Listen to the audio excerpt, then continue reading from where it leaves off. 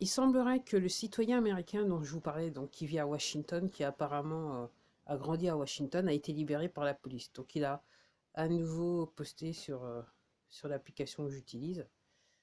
Ok. Euh, je vais dire Telegram, ok. Donc c'est bien. Après, j'étais en train de penser à... Oui. Ensuite, il semblerait aussi que en Arizona, apparemment, ils ont fait le plus gros du recomptage, si vous voyez ce que je veux dire. Donc, par rapport à l'événement qui est censé se passer le même jour, peut-être que ça n'aurait pas d'impact. Mais apparemment, ils sont plus sur la fin que sur le début. Donc, voilà. Il ne devrait pas y avoir trop de problèmes. Après, j'étais en train de faire un truc et j'ai repensé à cette phrase. Tous les chemins mènent à Rome.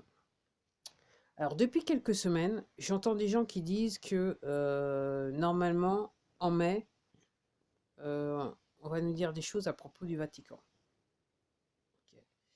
Et je me suis dit, et j'étais en train de penser que réellement, tous les francophones vont enfin comprendre le sens de cette phrase, tous les chemins mènent à Rome. Parce que c'est dans le sens littéral du terme. Donc, alors, pour ceux qui sont abonnés à ma chaîne et qui me suivent depuis un Mathusalem, c'était l'année dernière, je vous avais expliqué ce qui se passait au Vatican. Donc, il est plus là, ok, et tous les biens ont été saisis, dans les faits. Et donc, je vous dis, il y a des gens depuis ouais, le mois dernier qui disaient, ah oui, il y a en mai, oh, ok, ce seront les révélations. Donc, moi, j'attends.